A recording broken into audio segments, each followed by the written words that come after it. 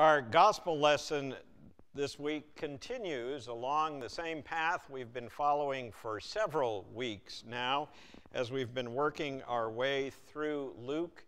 We are in that portion of Luke where Jesus is approaching Jerusalem. He is very close now to Jerusalem and what will prove to be the final week of his life here on earth. And Luke has chosen to use this section of his gospel to tell several stories about Jesus and also to share a number of the parables that Jesus told. Such is the case in our reading this morning, a familiar parable, I'm sure, to many of you. Hear these words. Jesus also told this parable to some who trusted in themselves that they were righteous and regarded others with contempt. Two men, said Jesus, went up to the temple to pray, one a Pharisee and the other a tax collector. The Pharisee, standing by himself, was praying thus, God, I thank you that I'm not like other people, rogues, thieves, adulterers, or even like this tax collector. I fast twice a week. I give 1/10 of all my income. But the tax collector, standing far off, would not even look up to heaven, but was beating his breast and saying, God, be merciful to me, a sinner. I tell you, said Jesus, this man went down to his home justified rather than the other. For all who exalt themselves shall be humbled, but all who humble themselves will be exalted.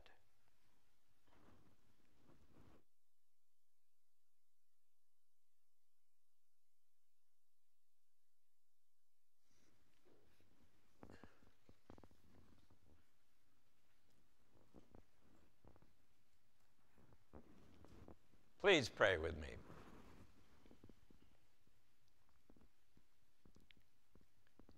Might words spoken and words heard, and the spaces in between, bring us to a point of honest self-reflection. Amen.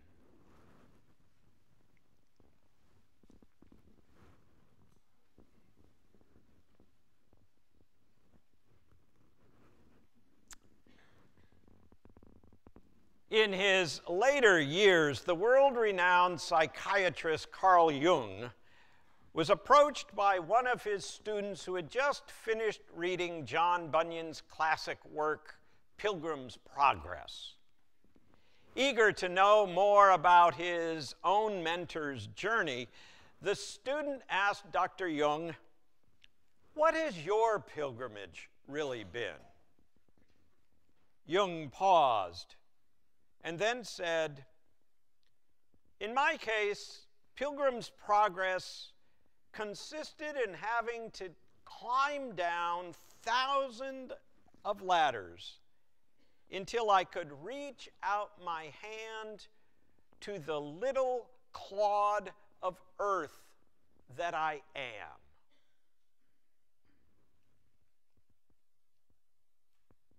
I suspect most of us here would resist being thought of as a little clod of earth, a handful of dirt.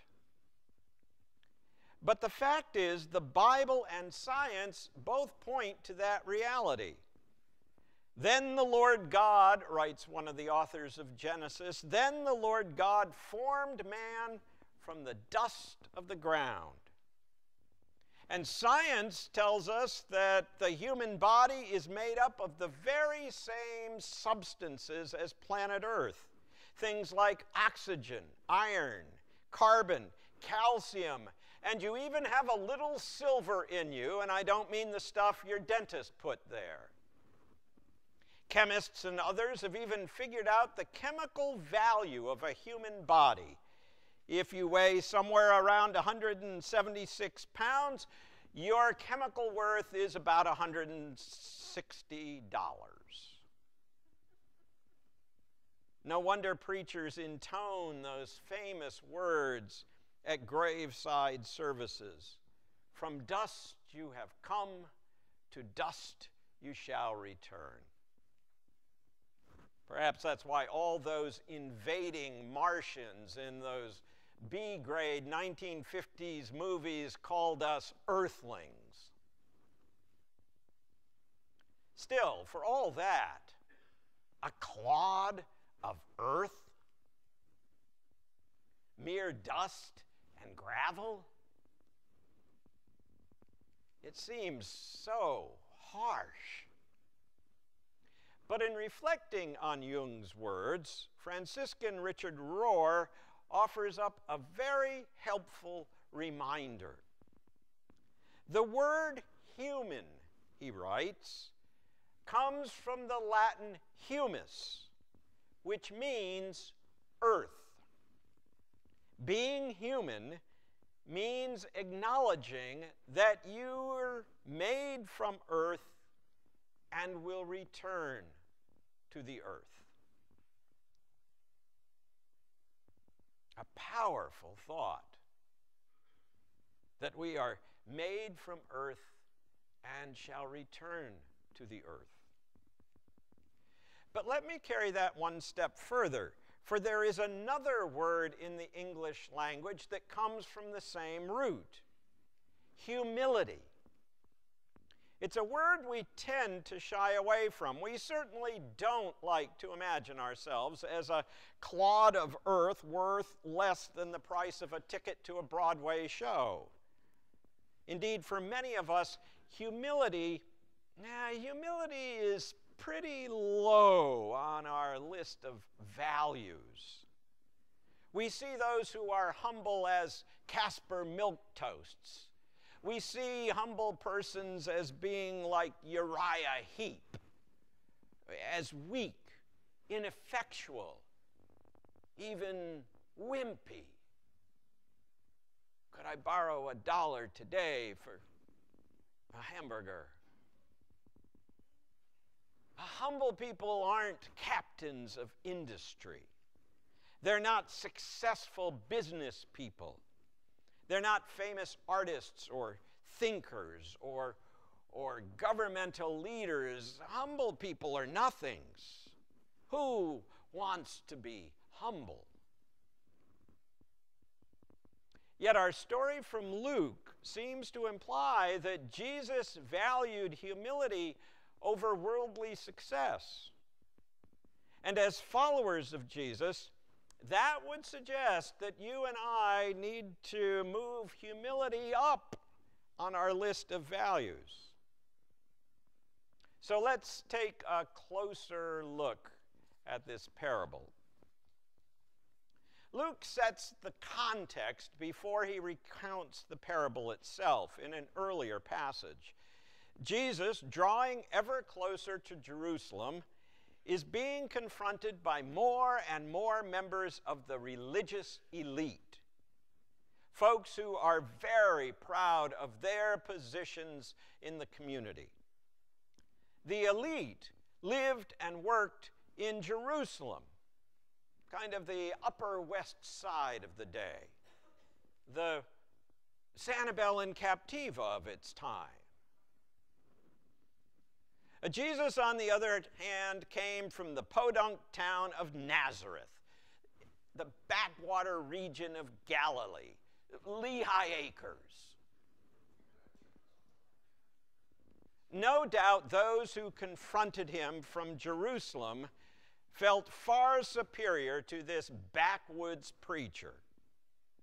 And the people that he hangs out with, prostitutes, tax collectors, even lepers? Oh my goodness!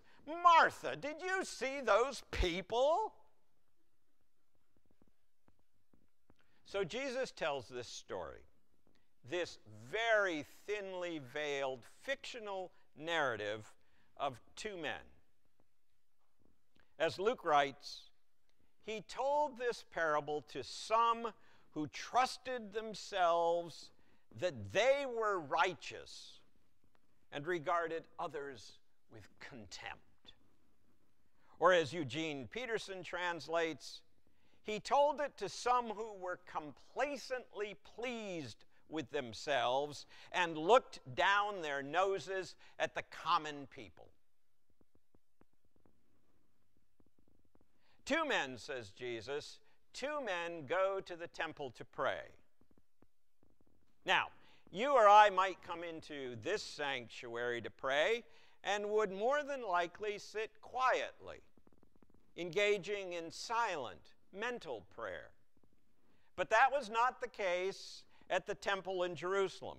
Perhaps you've seen pictures of the Western Wall, the Wailing Wall in modern-day Jerusalem. Perhaps you've even been there yourself, and you've witnessed those who are praying. They are standing up. Their bodies are in motion as they pray. They chant, and their prayers are spoken or sung out loud. It is not a quiet place of contemplative reflection. So too in the time of Jesus.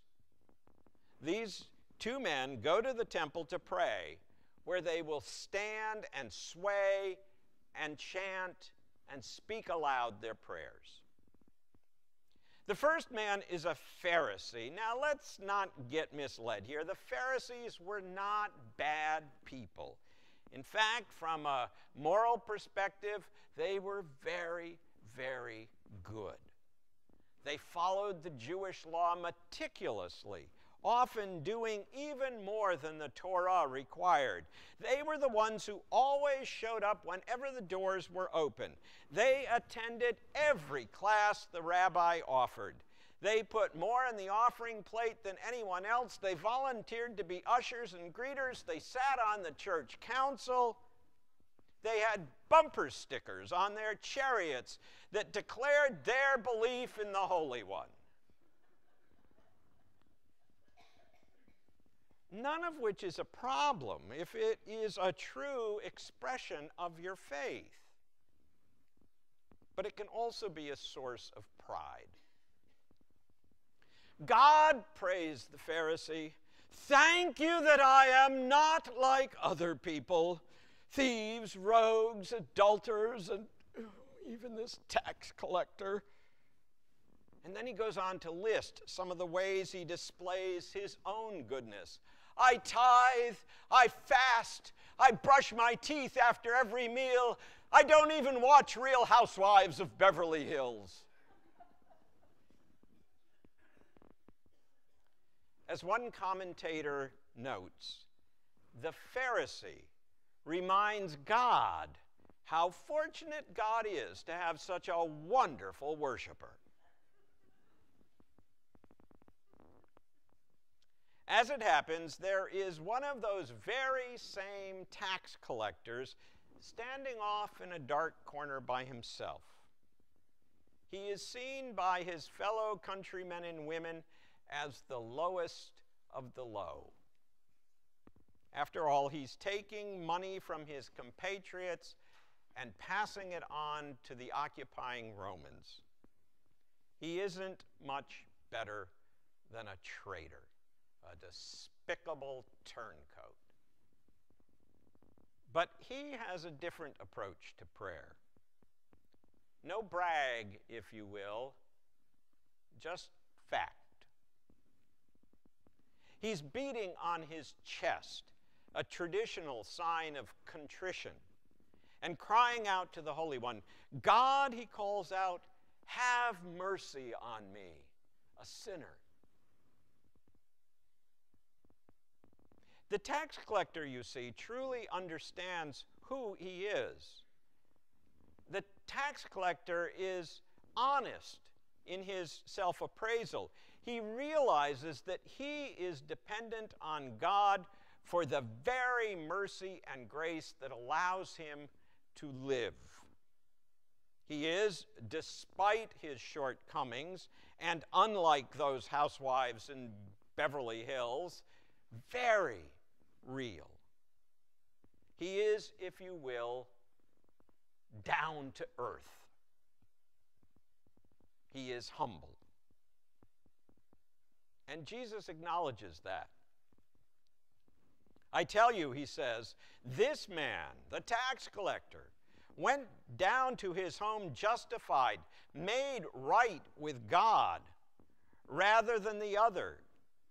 For all who exalt themselves will be humbled, but all who humble themselves will be exalted.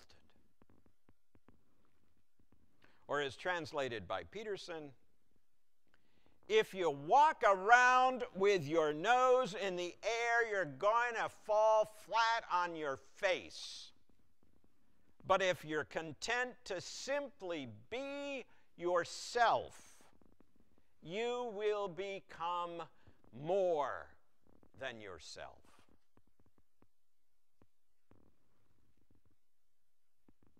And that, in the end, is what humility truly is all about. It is about accepting who you are, warts and all. It is about acknowledging you come from the earth. It is about simply being yourself, not parading about like a puffed up peacock, but rather trilling your own unique song like a sparrow in a tree.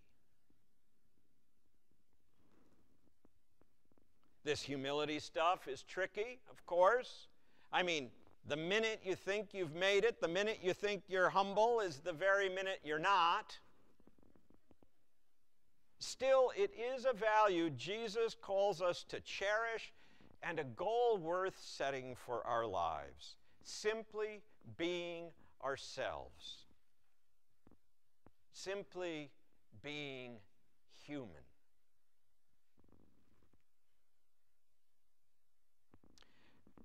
Physician Rachel Remen tells the story of one of her patients, a woman named Joan. By the time Joan turned 35, she had already started what would be a series of plastic surgeries to fight back against the aging process. Eyes, chin, breasts, even her underside were all tweaked and tucked and tightened. She was always on a diet, always trying to be a perfect specimen. But then Joan had a positive pap smear and had to undergo a long series of radiation and chemotherapy treatments. When she finished her treatments with Dr. Remen, her hair was just beginning to grow back in. A number of years later, Dr. Remen was grocery shopping when an older woman with gray hair approached her. At first, Dr. Remen didn't recognize the woman, but then Joan identified herself. "I'm growing old," she said to Dr. Remen. "Who would think that someone like me could be so grateful to have wrinkles?"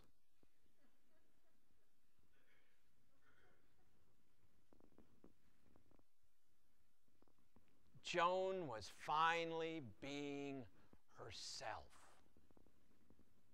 Simply Joan. In touch with her own humanity. Her feet firmly planted on the ground, on the earth. Grateful for the very gift of life. Grateful for the grace and mercy that God grants us every day. And that, my friends, is what it means to be humble. Humble like Dr. Jung. humble like the tax collector, humble like Joan. That is what it means to possess the gift of true humility. Might that gift be your gift as well.